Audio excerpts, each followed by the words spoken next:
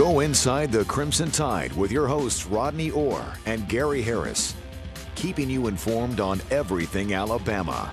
And now, Tider Insider TV. I've decided that you can't play football forever. I have happier days off the field than I will on the field. And I've decided that I'm going to forfeit my 2 years of eligibility and enter the NFL draft. I will forego my senior year and enter the NFL draft. I just want to thank Coach and thank God. Roll Tide.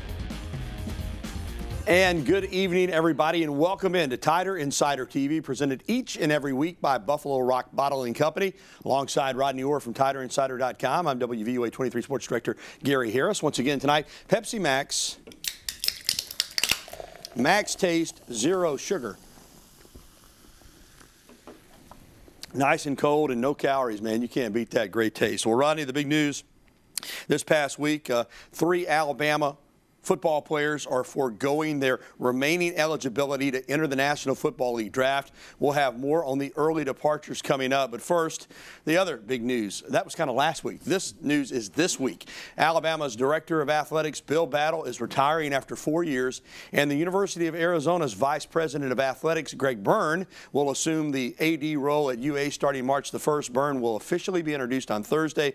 But let's talk about the change in leadership. This obviously has gone very smoothly, and Coach Battle and University President Dr. Stewart Bell and others have been working on this. That's clear, and they did it, which is very difficult to do in this day and age, without it becoming public until everybody was on the same page. Coach Battle ready to announce his retirement, and Greg Byrne ready to step right in. Pretty smoothly done. Amazing, amazing. I tell you, Gary, I don't know about you, but on Sunday night, when this broke out of Tucson that Greg Byrne was coming, I was actually floored, to be honest with you, because I didn't realize they were this far along in the process. And as you said, it's highly unusual in this day and time. Almost impossible. Almost impossible, exactly. And I mean, especially when you're talking about, a high-profile job like Alabama, 2 high-profile men, Bill Battle and Greg Byrne. I mean, extremely. We knew it was coming at some point soon, but not when it happened. Before we get to Byrne, and you and I are both very impressed with Greg Byrne, and I'll have a personal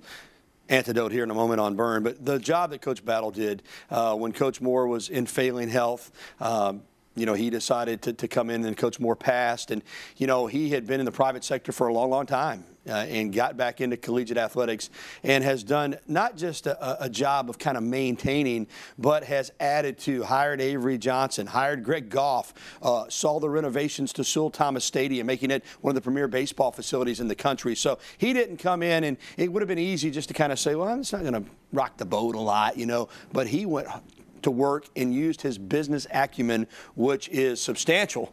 He was so successful as a businessman, approached this as a business, and has done a terrific job leading this athletic department. Yeah, I couldn't say it better. I mean, I think he did. And he came in, initially in his first press conference, he said the first thing he didn't want to do is mess anything up, that everything was going really well, but that, he was called upon to step in at that time, and he wanted to run the ship, and as you said, Gary, not rock it too much. Right. But as you mentioned, I mean, he had opportunities that he had to hire coaches. He did a tremendous job with Avery Johnson, as you remember, in that high-profile search with Greg Marshall at Wichita State, and then, of course, it ends up with Avery. So he did a fantastic job with the head baseball coach as well, and, what can you say for a guy that filled in as he did, if you want to call it a fill-in? I mean, he just did a fantastic job. 75 years old, went through a bout with cancer, is completely cancer-free at the moment, and is going to continue to be involved at UA as a special assistant, a special advisor to University President Dr. Stewart Bell. Now to Greg Byrne. There was a reason Alabama handled this the way that it did. Even though he had a great job at Arizona, there were other schools that coveted Greg Byrne. Maybe one just to the north of us at the University of Tennessee in Knoxville. But Byrne, at 45 years of age, Rodney, has already been an AD for nearly 10 years at Mississippi State and at Arizona. He's put together incredible capital projects at both schools. But I'm going to tell you a funny story. When I was covering a Mississippi State-Alabama game in Starkville, I don't know what year it was, obviously when he was still the AD, he came around in the press box and introduced himself to every person in the visiting media corps. Hey, I'm Greg Byrne. I'm the athletics director at Mississippi State. I was just so impressed by that. He is a people person, and his dad, Bill Byrne, was a great AD for a long time at Texas A&M, Oregon, and other places. Man, what a what a resume, and only 45 years of age. Yeah, yeah. You know, like you said, he has the pedigree. Bill Byrne was an outstanding AD at Nebraska and other places, Texas A&M as well, as you recall. And, you know, he's done a tremendous job, Greg Byrne. When you talk in the last couple of years, I know on TiderInsider.com, when the subject of Coach Battle eventually retiring, stepping aside, would come up, the first guy mentioned by almost everyone was Greg Byrne.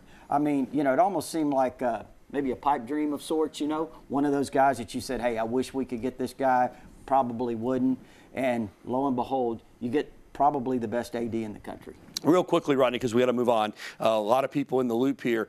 Obviously, a decision like this is not made unless it's run past Nick Saban. Nick Saban and Greg Byrne reportedly met this past weekend. He got Saban's seal of approval, so that's big as well. Huge, huge. And again, I think that Greg Byrne is the best in the country, Gary, coming in now. And I think that it's just a huge hire to see Alabama, you know, make a move like this on a guy on a national level. You know, you start looking at the history of Alabama ADs. There's been a lot of them tied to this school. This is kind of a different move. Yeah, and Thursday he'll be introduced as the new director of athletics. Well, you heard it here at the top of the show. Alabama quarterback Marlon Humphrey, offensive tackle Cam Robinson, and wide receiver ARDARIUS Stewart are all heading to the NFL early. Robinson and Stewart each had one more year of eligibility. Humphrey had 2, but now they're all on to the NFL. Robinson is likely to be a first-rounder. Humphrey probably a first-rounder too, and Stewart said he received a second-round draft grade. Here's what Coach Saban had to say about each one of these early departures. Guys that have, you know, first-round grades and in some cases second-round grades, and that we welcome the fact that they make the business decision to go out for the draft. It's something that we're proud of with the number of players that we have in the NFL, as well as a number of players who have been very, very successful. And it's just part of the process. It really is. I think Alabama, like last year, is fortunate that more guys aren't leaving. Only 3. Humphrey, a redshirt sophomore. That's why he's eligible, 3 years in the program. But I'll say this. There's been very few here that have left without Coach Saban's seal of approval. You know when they don't have it because they're not at that press conference. But clearly all 3 of these guys are ready to go, and he signed off on it. Yeah, I think when you look at all 3 of them, Gary, it's going to be interesting to see. Obviously, Cam Robinson, the guy who might be the #1 or top 2 offensive linemen in the entire draft. Marlon Humphrey, you don't find a lot of athletic corners like him with long arms and the speed that he has. He's going to do really well in all of his testing. And ARDARIUS Stewart's a guy that, you know, people say, why didn't he come back? Maybe could have helped the stock. Probably wouldn't have, you know, to be honest with you. It is what it is, and, you know, he's going to be an outstanding receiver, and I don't think he would have helped his stock by coming back. Tough as nails. That's what ARDARIUS Stewart is. Well, still to come on Tider Insider Television, the Alabama men's basketball team is 2-0 on the road in the SEC. We'll hear from head coach Avery Johnson about the status of his squad, and Lane Kiffin is the only one leaving the Alabama coaching staff. We'll have the latest on some shuffling in Coach Saban's staff at Alabama, and more of what we always look forward to here on the program. Your phone calls, emails, and tweets. There's the number 205-348-WVUA. That's 348-9882. You can email us, address on your screen, or tweet at us using the hashtag TITV. We'll be back with more of the show that takes you inside the Crimson Tide. Tider Insider TV will return after this.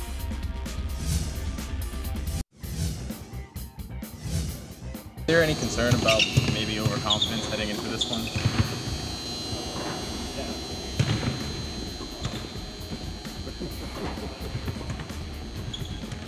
Hold on. You're not at the Mal Moore building. I'm serious. We're in Coleman Coliseum. I'm serious. Overconfident for us? You guys are on a roll. They haven't won. We're not on a roll. Not to me. That was funny. That was just a few minutes ago, in fact, after practice.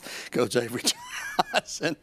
A little blown away, I think, by that. Welcome back to Tider Insider TV. I'm Gary Harris alongside Rodney Orr. The Alabama men's basketball team is coming off an 81-66 road win at LSU this past Saturday. Second road win to start SEC play. Alabama's 3-1 right now in the conference and looking to move to 4-1 tomorrow against a Missouri team that struggled. And it'll also be a reunion of the 87 SEC championship team under Wim Sanderson. Rodney, it looks like Alabama is improving. Long way to go, but, you know, off to a good start in the conference. Home game tomorrow against Missouri. Then a road game Saturday at Auburn, which will be a big one. But this team in the SEC is showing that it can compete with, you know, probably just about anybody in this league. It's off to a great start. I mean, you know, that's really the key, I think, Gary, when you look at it is, you know, how do you start? And when you start off on a good note, I mean, you know, hey, you got an opportunity to really do some things maybe that you didn't expect. And, you know, again, you talk about Missouri coming in here and, you know, the opportunity tomorrow night to go to 4-1. And then you go down to Auburn. Obviously, that's going to be a game. They've struggled a little bit. So, you know, hey, some good things on the horizon possibly. Missouri, no wins in the conference. Auburn, just one win. So a couple of winnable games. And clearly, if Alabama can get this thing to 5-1, you know, obviously Kentucky's the favorite. Florida's good. South Carolina's good. Georgia's pretty good. After that, you know, you can just about shuffle these guys up. But, you know, if you can win a bunch of conference games, maybe beat some of these teams that I just mentioned, you could still get in postseason as far as the NCAA discussion is concerned. All right, let's go back to football. Nick Saban will have some decisions to make regarding his coaching staff. Mario Cristobal, who's been with Coach Saban at Alabama since 2013, was hired as the co-offensive coordinator for the Oregon Ducks and offensive line coach. Meanwhile, Mike Locksley, who was an offensive analyst like Steve Sarkisian this past season, is now a full-time offensive assistant. There could be other changes coming, Rodney, and that's just the nature of where we're at in college coaching. Every year, it's rare at any school that a staff returns intact. Yeah, and again, I think that's one thing that people need to realize. You know, the turnover happens. There's no question about that. Mario Cristobal, really in high demand, a guy that got some opportunities to interview for head coaching jobs. Georgia State was interested, Western Michigan. You know, you knew it was only really a matter of time before he eventually probably moved on, even though, you know, Gary, when he left, really classy, talked about how much he loved his experience here and how much respect he has for this program. He really left in a classy way, and, you know, he'll do an outstanding job at Oregon. He's a great recruiter. Yeah, and got a chance to be a co-offensive coordinator. You can't blame Mario Cristobal. Alabama's fortunate, just like with Sarkisian, on the staff as an analyst, able to bump him up to offensive coordinator. Mike Locksley the same way, a former Division I head coach right here on your staff with a year experience, slides into a full-time assistant's role in the offense. We don't know exactly what he'll be coaching yet, but this is a guy that if he hadn't gotten hired at Alabama, he was going to get hired somewhere. Oh, yeah, Florida.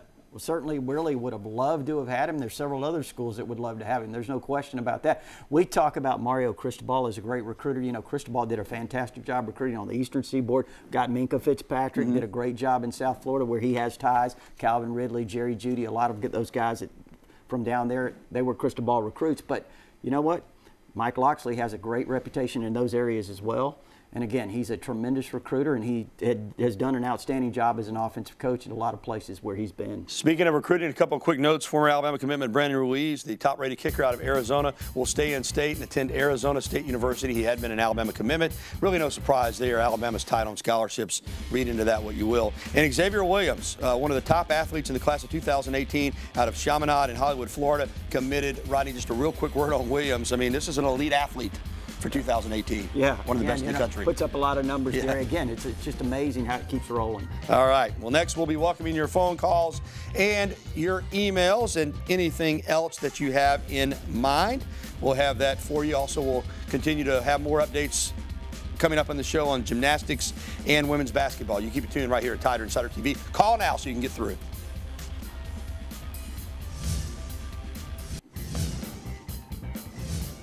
In week one, the Alabama gymnastics squad lost at the home of the then #1 team in the nation, Oklahoma. Then LSU moved into the #1 spot, and guess what? Alabama hosted the Tigers this past Friday night at Coleman. Another tough loss, but Bama's score increased, and the Tide is making progress. They will take on Missouri this coming Friday night. All right, let's head to the phone lines, Rodney. They are lined up and waiting on us. Let's get right to it. First up tonight is Sammy in Walker County. Welcome into the program, Sammy. Oh, this is Sammy. Okay, sorry. Go ahead. Okay, are you going to stay on the air with us? Okay, let's move on. Harold is with us in Anniston. Harold, welcome into the program. Hey, how you doing, guys? Doing well. Hey, man, I see Harbaugh's at it again, man. They say he's trying to go-karting today with the family of Alabama Lean and George, one of our defensive linemen. Want to know what y'all thought about that, and I want to ask Rodney, man, how many more defensive linemen he think we'll take? Well, Harold, I mean, again, it's a kind of a unique deal. Jim Harbaugh visiting Aubrey Solomon from Leesburg, Georgia, going on go-kart rides with the family and so forth, helping Aubrey Solomon's younger sister with a project she had due at school. I mean, he's taking on unique ways, I guess, to try to recruit Harold. But again, we'll see how effective he is. You know, a lot of people now thinking based on that visit, that Michigan's kind of pulled ahead a little bit. But, you know, we'll see what happens in that situation. Listen, I think he's one of the key recruits for Alabama, Gary. I don't think there's any question about that. He's one of the best defensive linemen in the country. You know, you would hope that Alabama would get 3 more defensive linemen at least, and the numbers are tight, so they may not be able to take more than 3. You know, but hopefully it's more than 2. But he would certainly be one that would be at the top of the list with LeBron Ray, who's out of Madison. James Clemens, an outstanding player. You know, possibly Fadarian Mathis out of Louisiana, and you've already got Isaiah Buggs here. So, you know, they really need to put together a really top-notch defensive line class. There's no question, Harold. All right, next caller is going to be Gloria. Gloria, welcome into the program. How are you? Hi, Gary and Rodney. How are you guys doing? Doing well. Doing well. Thank you. That's good. Guys, I want y'all to know that I enjoyed the show. And I do have one thing to say. I like Sammy for Walker County comment. I agree with him each week when he calls in. And also about Jalen Hurts. Now, one more thing I would like to say about Jalen Hurts. I am a black female myself. And why don't those guys just get a haircut? I hate that long hair. And you know, guys, I guess maybe, you know, somebody might not agree with me with that, but I'm just saying they just need a normal haircut, him and Scarborough now. All right, Gloria, I'm having a hard time hearing Rodney, so you can go ahead and if you heard the question. Well, she was commenting on the hairstyles. You know, I really don't have much comment on however they want to wear their hair. As long as Coach Saban thinks it's okay, I guess it's okay. And, you know, it's just kind of the style these days. I guess Derrick Henry had that same kind of style and coming out of his, you know, the hair coming out of the back, Gary. But doesn't bother me as long as they're productive. All right, we got to get to a timeout here. We got news on the Alabama women's basketball team coming up, and to our caller there in Walker County, if you'll hold on, we'll go back to you, okay? We'll be back with more phone calls, emails, and tweets. Stay with us right after this. We'll be back with TITV.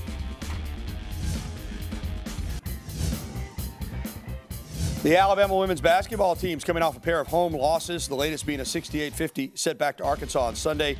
The losses dropped the Crimson Tide to 2-3 in conference play, but they're still 14-4 overall. They will host undefeated Mississippi State on Thursday night. That'll be tough. Also, this note, Jasmine Walker, a former standout at Jefferson Davis High School in Montgomery, who signed with Florida State, is transferring back to Alabama. She's a 6'3 forward, one of the best high school players in the country when she came out. So big news there for Alabama. All right, let's go back to the phone lines, and they tell me Sammy in Walker County. If this isn't Sammy, I apologize, but that's what I've been told.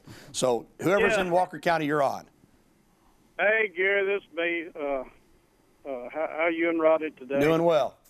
Yeah, I held and I got cut off, but I got back. But anyway, what I had to say tonight, I was going to ask you and Rodney. When Blake Sims was the quarterback, he had went to quarterback camp or something on the coast. I remember reading about it. I can't remember. Y'all would probably enlighten us on that. But they did wonders. I mean, they just did incredible job with him and Jalen Hurts. Hopefully we'll go to that same school. Are y'all aware of? Yeah, Sammy. Yeah, we are. A lot of quarterbacks now in the offseason work with these private quarterback instructors, quarterback gurus, if you will, go to quarterback camps. Jalen Hurts, has been through that process in high school. He's come up through the camp circuit. He'll be tutored if he chooses to be so. But I want to say this, too. Steve Sarkisian may be as fine a quarterback coach as there is in the country. So, he's going to work to get better, and Alabama's going to make sure he has proper tutelage to get better. And I know what you're saying about these quarterback gurus, but I'm not sure they know more than Steve Sarkisian does. Well, they don't, probably, in most every case. But, again, it doesn't mean that they're not good. That's right. Be beneficial. It's an opportunity to work with someone else, maybe pick up something else and, work on your own when you can't work with Coach Sarkisian or the Alabama coaching staff. But, again, when you're talking about developing quarterbacks, Lane Kiffin did a fantastic job. You're talking about, say, Steve Sarkisian. As you mentioned, Gary, he's considered one of the best in the business. So they're going to get the coaching they need here. The thing about Jalen Hurts, you have to remember, he's an 18-year-old true freshman. There's a lot that goes into playing SEC football. As a quarterback, think about this. One true freshman ever started at quarterback for Alabama. He started a few games, Vince Sutton, in 1984. There's a reason for that. It's tough. And, as I said, Sammy, wouldn't be surprised if Jalen Hurts and his dad, who's a high school coach in Texas, worked with some people this summer. You're right, that would be good for him. But he's going to get coached up here at Alabama as well. All right, let's take a tweet. This is from Don Juan. Who's going to take Mario Cristobal's place this year? Well, as we said earlier, Don Juan, Mike Locksley's been promoted to an offensive assistant position. How they're going to shape the staff, somebody else could still leave possibly. We don't know yet. Remember Brett Key, they've already got 2 offensive line coach. Cristobal handled the tackles and the tight ends. There's a chance Coach Key could coach the whole offensive line like Cristobal did up until this year. Mike Locksley, we'll just have to kind of wait and see. Yeah, again, you know, we'll have to let it play out because, as you mentioned, Gary, we really don't know exactly how the staff will eventually shake up. But, you know, certainly Mike Locksley, as we said, he's a valuable addition. All right, so I get one more phone call in. Reg in Birmingham. Got to go fast. What's up, man? Yeah, I hate to talk about some team up north, but Tennessee, I hate to see them hire Phil Fulmer. If they do, they hiring him to fire Butch Jones, and he'll either hire Peyton Manning or the coach at Duke. And this guy is a real snake. Okay, Reg. Yeah, Phil Fulmer had a great history there as a football coach. You know, I don't think he's going to hire Peyton Manning as the head coach, Reg. I mean, good as he was as a quarterback. Now, David Cutcliffe, is that a possibility? Who knows? But it does look like Fulmer may get that Tennessee AD job. And, you know, he's got some experience at East Tennessee State. Was a great football coach. Now, how he'll do as the AD at UT, we'll just have to see if he gets the job. Yeah. Again, you know, listening to those people, it's kind of split up there. All right, we're going to be back with more TITV right after this. Thanks for the phone calls. Justin Thomas owns Hawaii. He won the SBS Tournament of Champions the very next week, won the Sony Open, set records doing it a 59, low 72 score in the history of the tour.